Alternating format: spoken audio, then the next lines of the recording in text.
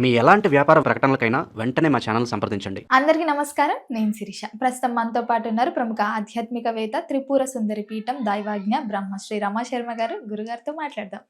నమస్కారం గురుగారు. గురుగారు, ఈ జనవరి 29న భీష్మ ఏకాదశి వస్తుంది.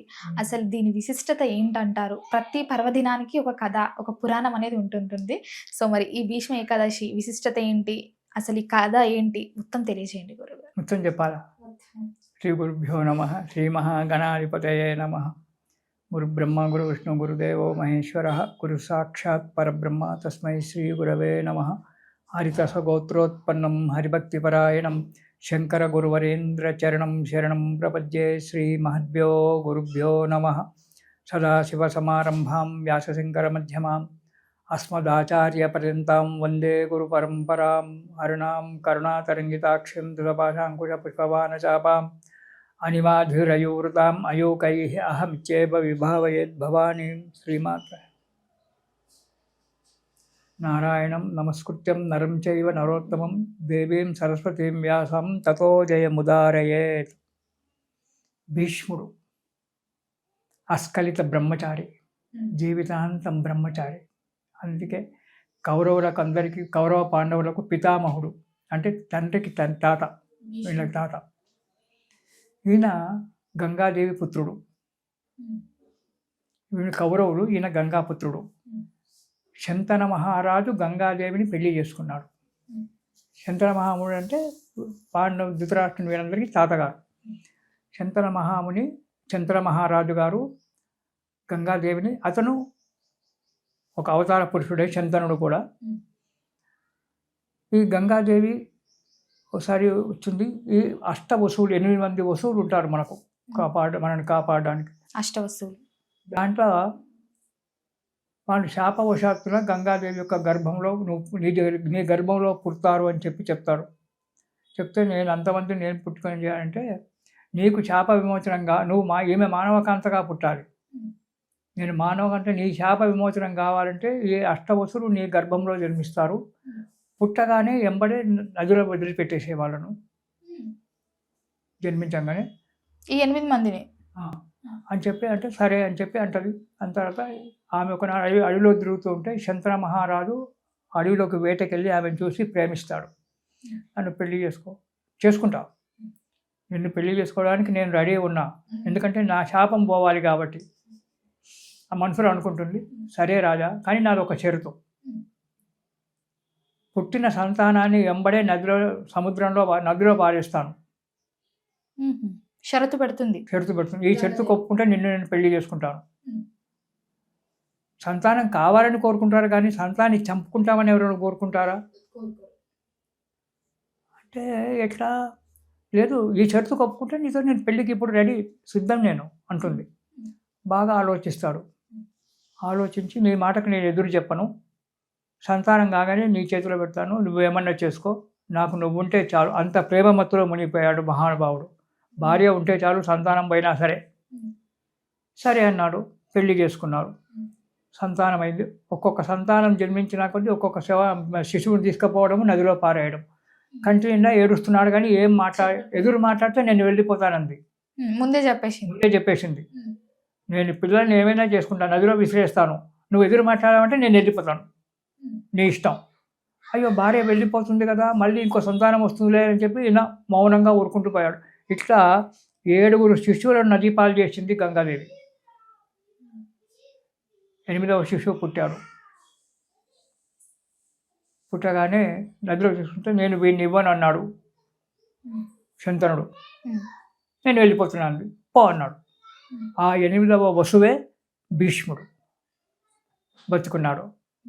7 వాళ్ళ లోకానికి వాళ్ళు వెళ్ళిపోయారు. భూలోకంలో మాత్రం 8వ శిష్యుడు, ఇది కూడా శాప కారణంగానే అతను మళ్ళీ జీవించడం జరిగింది. దానికి పెద్ద చరిత్ర ఉంది వసు చరిత్రలో. అతను జీవించాడు. జీవించిన తర్వాత శంతన మహారాజు భార్య పోయింది, గంగాదేవి వెళ్ళిపోయింది. నా కొడుకుని నాకు ఇచ్చేయమంది. నీ కొడుకుని నేనేం చంపను, నదిలో వెయ్యను, నేను తీసుకెళ్తానని చెప్పింది. ఆ తర్వాత పిల్లాన్ని తీసుకొచ్చి పెద్దగా అయిన తర్వాత ఆయన పిల్లానికి బాబు వెళ్ళిపోయాడు, ఎక్కడ పోయినాడు ఈయనకు తెలియదు. శంతన మహారాజు పిచ్చివాడైపోయాడు. పిచ్చివాడు అయిపోయిన తర్వాత శంతన మహారాజు ఎలా అలా తిరుగుతుంటే మత్స్యగంధి ఒక అమ్మాయిని పెళ్లి చేసుకున్నాడు. వాళ్లకు విచిత్ర వీర్యుడు వాళ్ళనేటువంటి మొదల కొడుకులు పుట్టారు. వాళ్ళు కాశీరాజు యుద్ధంలో వాళ్ళు చనిపోవడం జరిగింది. ఆ తర్వాత ఈ మత్స్యగంధి దాసరాజు యొక్క కుమార్తె మత్స్యగంధి. ఈ మత్స్యగంధి కూడా ఆయనకు పుట్టలేదు. అయితే ఒక శిశువు గిరిక అనేటువంటి ఒక గంధర్వ కన్య శాపవశాత్తున నదిలో ఒక చేప కడుపులో ఉంది. చేప కడుపులో ఉంటే జాలర్లు చేపను పట్టుకుంటే ఆ చేపను కోస్తే అందులో నుంచి స్త్రీ శిశువు వచ్చింది. చేపను కోస్తే శాపవశాత్తున జరిగింది అదంతా కూడా. ఆ శిశువు తీసుకెళ్ళి ఆమె రాజు అయినటువంటి ఒక దాసరాజుకి ఇచ్చారు. ఆమెను పెంచుకొని మత్స్యగంధి అని చెప్పి పేరు పెట్టారు. చేప కడుపులో ఉంది కాబట్టి చేపల కంపే వస్తుంది, వాసన వస్తుంది. అందుకే మత్స్యగంధి, చేపల కంపు కొట్టేటువంటి ఒక స్త్రీ అన్నాడు. ఆమెను పెంచి పెద్ద చేశారు. పెద్ద చేసిన తర్వాత ఆమె జీవనాధారం కావాలి కదా. ఈ నడువు కదా ఆమె పడవ, అక్కడ గంగా నది ఉంది, గంగా నది పడవ నడిపిస్తూ ఉంటుంది. జనాలను ఇటు అటు మారుస్తుంటుంది. ఇలా మారుస్తున్న సమయంలో అక్కడ ఒకసారి ఏమైంది, వశిష్ఠ మహాముని కొడుకు శక్తి యొక్క కుమారుడు పరాశరుడు, వీళ్ళు దేవగురువుడు. పరాశరుడు నదికి ఆ ఒడ్డుకి వెళ్ళాలి. ఆ ఒడ్డుకి వెళ్ళాలని చెప్పి అనుకునేటప్పటికీ అక్కడ ఏమీ లేదు. అక్కడ ఉంది, అమ్మాయి ఉంది. అమ్మ నేను అవతల కొడ్డుకి వెళ్ళాలి అన్నాడు. పడవలో కూర్చొని పంపిస్తానుంది. నువ్వు పంపిస్తావంటే నేను పంపిస్తాను అన్నాడు. సరే అని చెప్పి పడవలో కూర్చున్నాడు. అమ్మాయి పడవను ఆ ఒడ్డుకు నడిపిస్తూ ఉంది మత్స్యగంధి. ఈ పరాశరుడు ఆమె మీద మనసు పెట్టుకున్నాడు. పరాశరుడు అంటే మామూలు వాడు కాదు. వశిష్ఠ మహాముని కొడుకు శక్తి యొక్క కొడుకు పరాశరుడు. మహా విద్యావంతులు, మహా తపస్సంపన్నులు. అయినా ఈ మత్స్యగంధిని, ఆ చేపల కంపు కొట్టేటువంటి ఒక వ్యక్తి స్త్రీని ప్రేమించాడు. ఒడ్డొచ్చేసింది, చేయబట్టుకున్నాడు. స్వామి మీరు మహానుభావులు, నా చేయబట్టుకున్నారు, నీ వల్ల నా కోరిక నెరవేరాలి అన్నాడు. తప్పు స్వామి, మీరు అలా చేయకూడదు. నేను ఒక దాసరాజు పుత్రికను, తండ్రి చాటు పిల్లను, నన్ను మీరు అలా చేయకూడదు అంటే నీకేం కాదు, నా కోరిక నెరవేర్చన్నాడు. సరే అండి, అవతల కొద్దికి వెళ్ళారు. ఆమె కోరిక నెరవేర్చాడు. మత్స్యగంధిని ఆ చేపల వాసన తీసేసి సుగంధ పరిమళాన్ని ఇచ్చాడు. పరాశరుడు గల మహాముని అనుకున్నది, నీ గర్భములో పుట్టబడేటువంటి ఒక వ్యక్తి మహానుభావుడవుతాడు, ప్రపంచాన్ని ఉద్ధరించేటువంటి ఒక మహానుభావుడు అవుతాడు. నువ్వు కన్యగానే ఉంటావు. మళ్ళీ నిన్ను ఆ తర్వాత ఇంకో అతను చేసుకుంటాడు, అతనికి వేరే పుత్రులు పుడతారు. సరే అండి, అప్పటికప్పుడు జననమైంది. సద్యోజాతులు అనుకున్న తరంలోనే గర్భం కావడము. అతను పరాశరుడు ఈమె గర్భోత్పత్తి చేసేసి వెళ్ళిపోయినాడు అడవిలోకి తపస్సు చేసుకోవడానికి. ఈమె ఇంటికి వచ్చి తండ్రితో చెప్పింది. చెప్పిన తర్వాత ఆ కొడుకున్నాడు, వాడు అప్పుడే పుట్టాడు. పుట్టినటువంటి ఒక శిశువు వెంబడే పెద్దగా అయిపోయి, అమ్మ తపస్సు చేసుకొని నేను అడవికి వెళ్తున్నాను అన్నాడు. అతనే వ్యాసమహాముని. మత్స్యగంధికి పుట్టినటువంటి ఒక వ్యక్తే పరాశరుని యొక్క వ్యాసమహాముని. వెళ్ళిపోయాడు. ఇక్కడ ఈమె అమ్మాయి చేపల వాసన లేదు, మంచి అందంగా ఉంది, మంచి బ్రహ్మాండంగా ఉంది. శంతన మహారాజు ఒకసారి ఇలా తిరుక్కుంటూ చూసి ఈమెను పెళ్లి చేసుకోవాలి, నాకు భార్య లేకపోతే చాలా ఇబ్బందికరంగా ఉంది అని చెప్పి, మరి ఈనాడే కాదు, ఈ బహుభార్యత్వం ఆకారం కూడా మనకు ఏడుస్తూనే ఉంది అని చెప్పి పెళ్ళికి అన్నాడు. రాయబారం పెట్టాడు. పెట్టి ఈమె పుట్టినటువంటి ఒక కొడుకే రాజు కావాలి, వీళ్ళ కొడుకే రాజులు కావాలి, అది ఇది అని అన్నీ చెప్పాడు. చేస్తే సరేనని చెప్పి అన్నాడు. అప్పుడు ఏమైందంటే, ఎట్లా, ఎంతకంటే ముందు ఉన్నారు కదా, భీష్ముడు ఉన్నాడు కదా, భీష్ముడిని రాజు చేయకుండా ఈయన ఎట్లా రాజు చేస్తే, ఈమె పుట్టిన కొడుకుని రాజు చేయడానికి వెళ్ళలేదు కదా. రాజు చేసి ఆ మోహం అనేటువంటిది అలా బయలుదేరింది శంకరునికి. అన్నిటికి ఒప్పుకున్నాడు, చేస్తున్నాడు. నువ్వు ఒప్పుకున్నావు సరే, రేపొద్దున నీ కొడుకు మొదటి సంతానం గంగాదేవి కొడుకు వచ్చి మమ్మల్ని కొట్టి బాధ పెట్టి మాత్రం రాజ్యం లాక్కుంటే ఎట్లా అన్నది. ఇంటికి వచ్చి బాధపడుతున్నాడు. నాన్న ఎందుకు బాధపడుతున్నావు అడిగాడు శంకరుడు. నాన్న ఈ పరిస్థితి ఈ విధంగా ఉంది, ఆమె నాకు భార్య కావాలి. భీష్ముడు అడిగారు, తండ్రిని అడిగాడు, నాకు ఆమె కావాలి. భీష్ముడు అప్పటికే మహావిద్యావంతుడైనాడు, ప్రపంచం మొత్తాన్ని పిడికిట్లో పట్టుకునేటువంటి ఒక మొదలే వసులు మొత్తం పిడికిట్లో పట్టుకునేంత మహావిద్య మహాశక్తి సంపన్నుడు భీష్ముడు అలా ఏర్పడ్డాడు. ఏమాత్రం దానికి ఏడుస్తున్నావు నాన్న, పదా అని చెప్పి తీసుకెళ్ళి ఆ అమ్మాయిని పిలిచి మా నాన్నని పెళ్లి చేసుకున్నాడు. రేపొద్దున నువ్వు అడ్డం వస్తే రాజ్యానికి నేను రాను, నువ్వు రావు, నీ కొడుకులు వస్తే రానివ్వను. అసలు నేను పెళ్లి చేసుకుంటే కదా నా కొడుకులు వచ్చి, నేను పెళ్ళే చేసుకోను. మా నాన్న సంతోషంగా ఉండాలి, నాకు పెళ్ళి అవసరం లేదు. ఇదే భీష్మ ప్రతిజ్ఞ. అప్పటి నుంచి ఇంకా చేసుకోలేదు అతను పెళ్ళే చేసుకోలేదు. పెళ్ళే ఆ నదిలో నుంచి గంగా నదిలో నుంచి నీరు తీసుకొని నేను ఇక పెళ్లి చేసుకోను నా జీవిత పర్యంతం అని చెప్పి బ్రహ్మచారిగానే ఉంటానని చెప్పి నీళ్ళు వదిలిపెట్టాడు.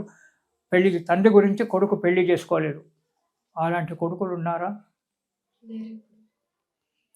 అలా జరిగిపోయింది. ఆ తర్వాత విచిత్ర వీరుడు వీళ్ళంతా పుట్టారు. ఆ తర్వాత ధృతరాష్ట్రుడు వీళ్ళంతా పుట్టారు. భీష్ముడు మాత్రం పెళ్లి చేసుకోలేదు, అలాగే ఉన్నాడు. ధృతరాష్ట్రుడు భీష్ముడు అలాగే ఉన్న తర్వాత వీళ్ళని కాపాడుకుంటూ పీఠం మీద ధృతరాష్ట్రుడిని కూర్చుండబెట్టి, గుడ్డివాడిని పీఠం మీద కూర్చుండబెట్టి తను మాత్రము పక్క కుర్చీలో కూర్చున్నాడు. పెద్దవాడైనా నేను ఆ కుర్చీలో కూర్చునేటువంటి అధికారం నాకు లేదు, నేను నీకు సలహాలు మాత్రమే ఇస్తుంటాను అంతే, అంతవరకే నా అధికారం అని చెప్పి రాజ్యాన్ని పరిపాలన చేస్తున్నాడు. దుష్ట సంబంధం మంచిగా పరిపాలన చేస్తున్నాడు. ఇంతలో ఇక్కడ అంబాలిక వీళ్ళందరూ కూడా అది చరిత్ర పెద్దగా అయిపోతుంది, చాలా పెద్దగా. ఇక్కడ పాండురాజులకు పుట్టారు. పాండురాజు సంతానమైంది. వీళ్ళలో కొట్లాటలు వచ్చినాయి. భీష్ముడే ఎదురుగా ఉండి సంధి చెప్పినా సంధి రాయబారం జరగలేదు. జరగపోయేటప్పటికి భారత యుద్ధం స్టార్ట్ అయింది కురుక్షేత్రంలో. ధర్మక్షేత్రే కురుక్షేత్రే సమావేత ఆయుష్వ మామక పాండవాచైవ కింకురుత సంజయ. ధృతరాష్ట్రుడు గుడ్డోడే మేలు ముఖ్యమైనటువంటి వాడు యుద్ధానికి. అది మనకు చదువుతుంటే తెలుస్తుంది. అలా యుద్ధం ప్రారంభమైంది.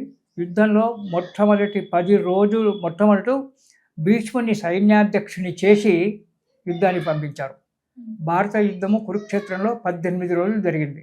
18 రోజులు 18 అక్షౌణీల సైన్యం, 11 అక్షౌణీల సైన్యము కౌరవులకు, 7 అక్షౌణీల సైన్యము ధర్మరాజుకు, 2 కలిపి 18 రోజులు యుద్ధం, 18 పురాణాలు. ఎందుకు ఇదంతా? భగవద్గీత 18 అధ్యాయాలు. 18 అంటే జయ అనేటువంటి ఒక అర్థం సంఖ్యాశాస్త్రం ప్రకారంగా. అందుకే భారతంలో 18 ఆ లెక్క వస్తుంటుంది. ఇలా యుద్ధం ప్రారంభమైంది. ముందుగా భీష్మాచార్యుడిని సైన్యాధ్యక్షునిగా చేసి దుర్యోధనుడు యుద్ధాన్ని పంపించాడు. తాతయ్య యుద్ధానికి వెళ్ళమన్నాడు. వెళ్తా ధర్మము అధర్మము అని తెలుసు, కానీ ఇతను ఉప్పు తింటున్నాడు, దుర్యోధను యొక్క ఉప్పు కారం తింటున్నాడు కాబట్టి ఇతనికి తరఫున యుద్ధం చేయాల్సిందే, తప్పదు. అక్కడ చెప్పినట్టు వినాలి, తప్పదు. వీడిని చంపడానికి, భీష్ముని చంపడానికి దుర్యోధను నుంచి ఏమీ కాదు, చంపలేడు, ఒక్క వెంట్రుక కూడా తీయలేడు, కానీ ధర్మానికి కట్టుబడుతున్నాడు అక్కడ భీష్ముడు పితామహుడు. వెళ్ళి యుద్ధం చేశాడు. ఎన్ని రోజులు? 10 రోజులు యుద్ధం చేశాడు భీష్మాచార్యుడు. 10 రోజులు యుద్ధం చేశాడు, అలసిపోలేదు. చివరకు అర్జునుడితో నేను ఒక్కడి ఉంటే వాళ్ళు వీళ్ళందరూ నా చేతి కింద పిల్లలు, వీళ్ళందరూ చేస్తారు అని చెప్పి తన యోగాభ్యాసం చేత అర్జునుడికి సంధించేశాడు. కొట్టుకోరని ఇష్టం వచ్చినటువంటి బాణాలని చెప్పి భీష్ముడు అర్జునుడికి ఇచ్చిండు. అది చెప్పలేదు. చెప్పకుండా అర్జునుడు వదిలినటువంటి ఒక బాణాలు తన ఒంటికి తగిలించుకున్నాడు. లేకుంటే అదే భీష్ముడిని గెలిచడం ఎవరి తరం కూడా కాదు, అలాంటి వాడు భీష్ముడు. కానీ తనకి ఇది కావాలి అని చెప్తే అప్పుడు అర్జునుడు వేసినటువంటి ఒక బాణాల వల్ల, దానివల్ల రథం మీద కుప్పకూలిపోయాడు భీష్మాచార్యుడు. బాణాలు బాగా తగిలినాయి. తీశారు, ఒడ్డుకు అతను తీసి అందరికీ తాతనే కదా, కౌరవులకు తాతనే, పాండవులకు తాతనే, అంతా ఒకటే కదా, తాతయ్య అందరూ వచ్చారు. వచ్చే ఇంటికి తీసుకెళ్తాం, గుడారం తీసుకెళ్తామంటే అవసరం లేదు, నేను ఇక్కడే పడుకుంటా అని చెప్పి అర్జున, అప్పుడు కూడా దుర్యోధనునికి చెప్పలేదు, అర్జున అంపశయ్య తయారు చేయమన్నాడు. బాణాలతో మంచం తయారు చేయమన్నాడు. బాణాలతో మంచం సిద్ధం చేస్తే ఆ అంపశయ్య మీద పడుకున్నాడు. కృష్ణుడు అక్కడే ఉన్నాడు. కృష్ణుడికి అంతా తెలుసు, మహానుభావుడు. నాన్న మనకి తలగడ లేదు, భీష్మునికి తాతకు తలగడ లేదు, బాణాలతో తలగడ తయారు చేయమన్నాడు. దానితోటే తలగడ తయారు చేశాడు అర్జునుడు. ఆ ములుకుల మీద అంటే బాణముక్క ఉండేటువంటి ఒక కొనల మీద భీష్ముడు పడుకొని ఉన్నాడు. నీళ్లు కావాలి అన్నాడు. అందరూ బంగారు చెంబులలో రత్నాల చెంబులలో నిలిచాడు. ఇవన్నీ నాకెందుకురా నాయన,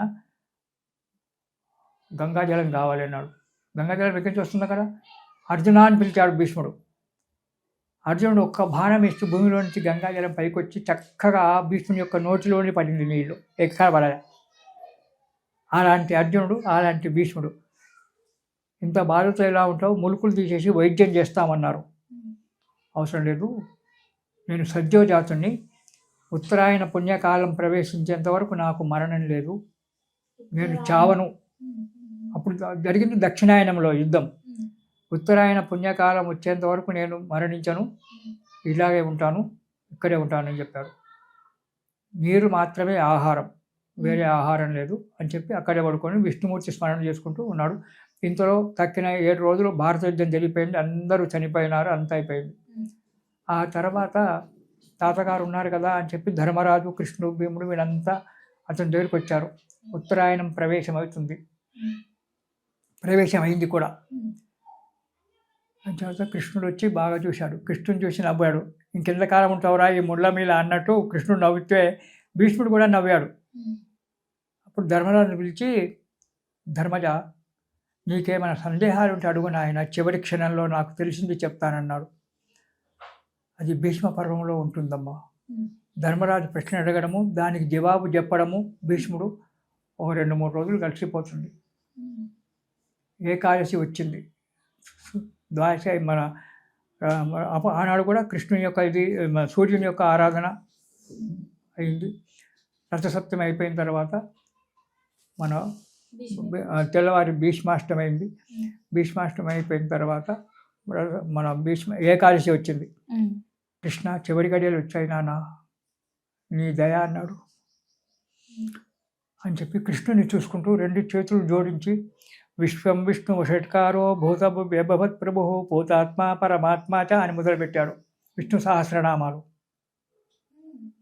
విష్ణు సహస్రనామాలు చెప్పింది మన భీష్మాచార్యుల వారు. ఈనాడు మన ఏకాదశి నాడు, ఆ రోజు ఏకాదశి నాడు భీష్మాచార్యుడు విష్ణుమూర్తిని, కృష్ణుడిని చూసుకుంటూ, కృష్ణుల్లో విష్ణుమూర్తిని చూసుకుంటూ, నువ్వు తప్ప నాకు వేరే దిక్కు లేదు, అన్యదా శరణం నాస్తి తమేవ శరణం, నీవు తప్ప నాకేం లేదు, నీలో నన్ను కలిపేసుకో అని చెప్పి విష్ణు సహస్రనామాలు భీష్మాచార్యుల వారు ఏకాదశి నాడు చెప్పారు.